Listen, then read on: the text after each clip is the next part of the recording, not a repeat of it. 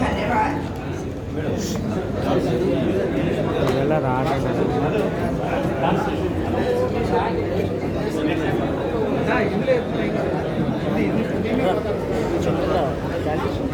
Ilan Awsang versus Madam Footage.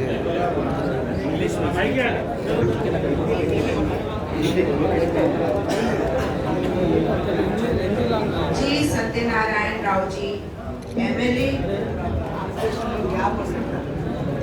Bhupalpally, professor के Venkataswamy AICC national coordinator and TPCC spokesperson और वरंगल के parliamentary spokesperson in charge, आयता प्रकाश Reddy ji DCC president, Ram Narasimha Reddy ji, चलूरी Madhu ji,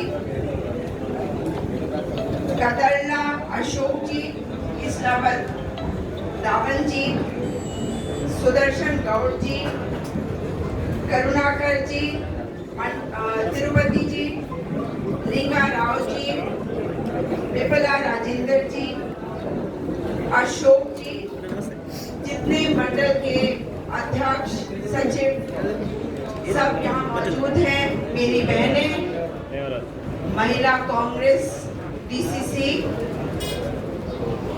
और उनको देखकर मुझे ज्यादा खुशी हो रही है। कम नंबर है मगर खुशी ज्यादा हो रही है क्योंकि उनको आगे लाना है, आपकी जगह पर बैठाना भी है।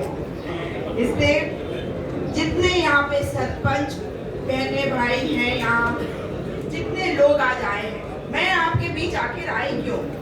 आज मुद्दा क्या है देश के सामने? आप जानते हैं कि बीआरएस की सरकार आपने हटा दी। अब यही नहीं पता चलता था कि टीआरएस है कि बीआरएस है। बीआरएस गई, मगर ये नहीं पता चल रहा कि बीआरएस है या बीजेपी है, क्योंकि बीआरएस बी से अपना नाम क्यों रखती है? क्योंकि बीजेपी की रिश्तेदार समिति बन गई है, तो आपने उनको हटा दिया। मगर चालाकी से वो अभी भी आपके सामने आ रहे हैं। మిత్రులారా, మీరు ఎప్పుడు తెలుగు అయితే వింటున్నారు కదా, ఒకసారి హిందీలో కూడా వారు మాట్లాడేది వినండి, తర్వాత నేను ట్రాన్స్లేట్ చేస్తాం. ఓకే, అంతసేపు కొద్దిగా ఓపిక ఉండండి. తెలంగాణ అంటే హిందీ అర్థమవుతుందనే ఆలోచనతో ఉన్నారు వాళ్ళు. వాడు మన పుప్పల పిల్లలకి హిందీ రాదని అనుకునే అవకాశం ఉంటుంది. దయచేసి కొద్దిసేపు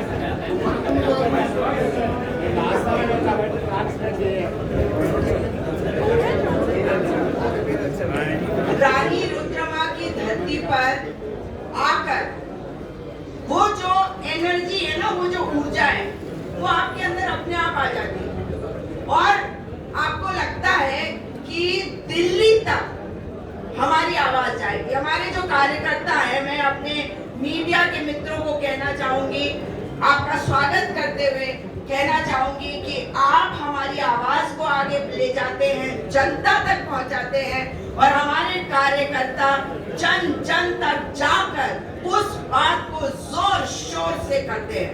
जैसे हमारे युवा बैठे हुए हैं यहाँ पे, मैंने देखा एनएसयूआई के मुझे हमारे बहुत प्यारे कार्यकर्ता मिले रास्ते में, और उनको जो नौकरियां केंद्र की सरकार से मिलनी चाहिए, सेंट्रल गवर्नमेंट की नौकरियां चाहिए या नहीं चाहिए? सभी को चाहिए। सेंट्रल गवर्नमेंट चाहिए, नहीं चाहिए? सेंट्रल स्टेट गवर्नमेंट की नौकरी चाहिए।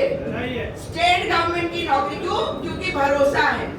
और भरोसा ये मैं इसलिए पूछ रही थी आपसे कि ये भरोसा यानी कि सेंट्रल गवर्नमेंट की खत्म हो चुकी है, भरोसा ही नहीं रहा। लेकिन एक आदमी है, नाम सुना होगा आपने, जय शाह। जय शाह का नाम सुना है? जय शाह अमित शाह का बेटा है। क्या करता था? धनिया पाउडर बेचता था, धनिया पाउडर। आज क्या कर रहा है? आज वो दूसरे तरह का धनिया पाउडर बेच रहा है? ब्राउन कलर का धनिया पाउडर होता है, अब तो वो ग्रीन कलर का धनिया और उसके अंदर क्या क्या मिला हुआ पता नहीं, क्योंकि वो तो बीसीसीआई का सेक्रेटरी बन चुका है।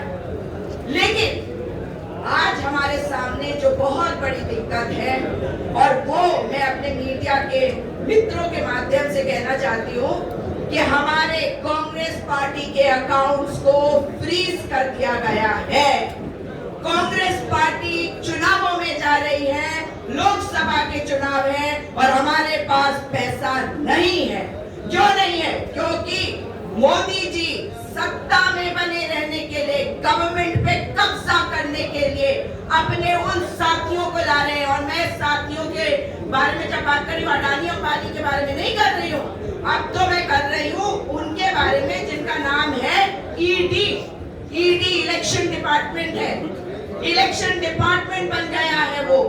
आईटी, इनकम टैक्स, आप सोचेंगे इंफॉर्मेशन टेक्नोलॉजी, आपका इंफॉर्मेशन तो ये सरकार आपसे छीन कर लीक करेगी, आपका इंफॉर्मेशन चोरी कर रही है। और अपने मीडिया के साथियों को ये कहना चाहती हूँ कि जनता को आप ही के माध्यम से हम बता सकते हैं कि हमारे अकाउंट्स फ्रीज हो चुके हैं। हमारे अकाउंट्स इसलिए फ्रीज हुए हैं ताकि हम इलेक्शन नहीं लड़ सके।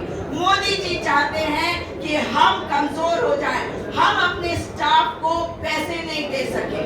मैं यहाँ पे आई हूँ, खर्चा होता है उसमें, लेकिन अगर मैं यहाँ आती हूँ तो खर्चे का पैसा कहाँ से आएगा?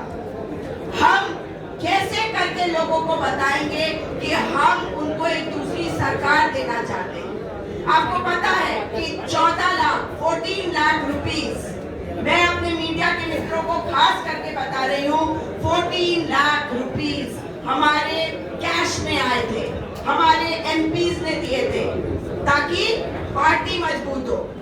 और उस पैसे के लिए एक इनकम टैक्स का नोटिस हमें पहले भेजा जाता है, फिर बैंक में जाकर हमारा अकाउंट सीज कर दिया जाता है। बताइए क्या ये सही है? क्या हमारे साथ ऐसा होना चाहिए? जब चुनाव है, मॉडल कोड ऑफ कॉन्डक्ट लग गया है और सीताराम केसरी जी के समय से, सोचिए सीताराम केसरी के समय से हमारे को एक और नोटिस भेजा गया है। हमारा 14 लाख रुपया, 14 लाख रुपीस हमने उसका अकाउंट देने में 45 दिनों की देरी करी और इन्होंने हमसे 210, सोचिए जरा कितना ज्यादा है ये। अगर 14 लाख है तो 210 लाख कैसे आप हमसे ले सकते हैं? इतनी पेनल्टी कैसे? और आपको यहाँ पे बता दूं कि कांग्रेस पार्टी ही नहीं, कोई भी पार्टी कभी भी इनकम टैक्स नहीं देती, ये लॉ है। अगर हमें इनकम टैक्स नहीं देना तो हमारे अनपेड ड्यूज तो नहीं हो सकते। पेनल्टी लगानी है तो जैसे सबको पेनल्टी लगती है, हमें भी 10,000 की पेनल्टी लग जाती, लेकिन 210 लाख रुपीस ये चाहिए उनको। अब मुझे एक चीज बताइए कि अगर हमारे पूरे पैसे आप ले लेंगे तो हम लड़ेंगे कैसे? लड़ेंगे कैसे?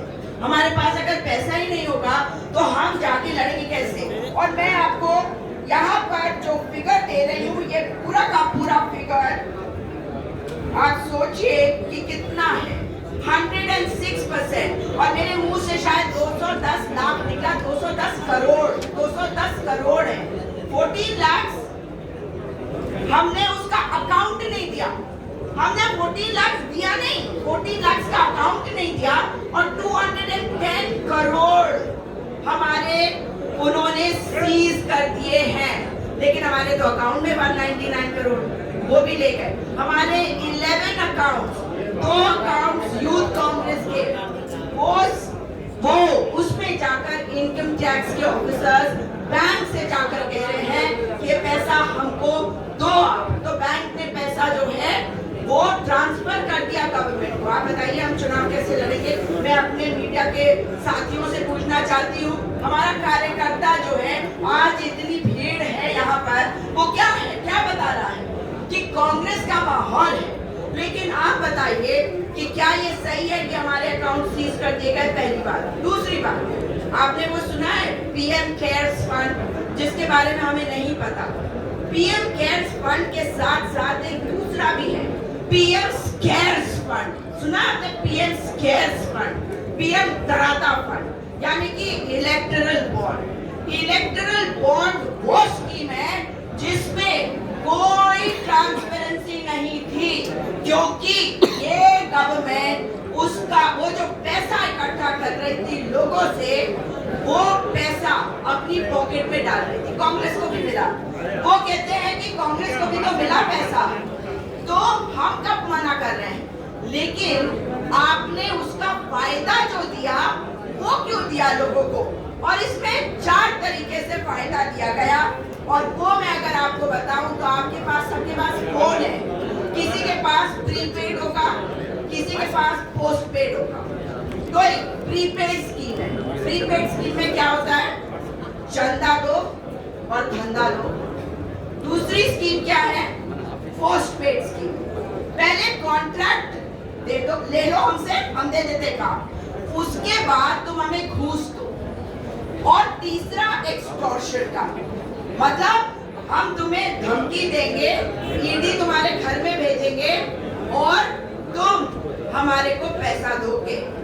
और चौथा स्कीम, शेल कंपनीज बना के, फर्जी कंपनी बना के। तो जनता के पास हम आए हैं, जनता को हम बताना चाहते हैं, जनता ये जाने कि कांग्रेस पार्टी के साथ कितनी नाइंसाफी हुई है। राहुल गांधी जी से इतना डरे हुए हैं मोदी जी कि वो कांग्रेस पार्टी को तोड़ने की कोशिश कर रहे हैं, हमारे नेताओं को तोड़ रहे हैं। हमें भी पता है कि दबाव डाला जा रहा है उन पे। आपने देखा कि हेमंत सोरेन को, जो चीफ मिनिस्टर थे झारखंड के, उनको अरेस्ट करा गया। और एक सिटिंग चीफ मिनिस्टर, उन्होंने तो रिजाइन कर दिया था अरेस्ट होने के पहले, मगर जो दूसरे हैं अरविंद केजरीवाल, उनको अरेस्ट करके ले गए मॉडल कोड ऑफ कॉन्डक्ट लागू होने के बाद। तो ये बता रहा है कि ऑपोजिशन को कमजोर करने के लिए मोदी जी हर कोशिश कर रहे हैं। और मेरी तो ये दरख्वास्त है हमारे मीडिया के साथियों को कि आप जनता तक हमारी बात को पहुंचाइए। ऑब्वियस है कि बहुत लोग हिंदी नहीं समझेंगे, लेकिन आप जब तेलुगु में उनको बताएंगे, इस पर डिस्कशन करेंगे, अखबारों में लिखेंगे, तो हमारे साथ शायद न्याय हो सके।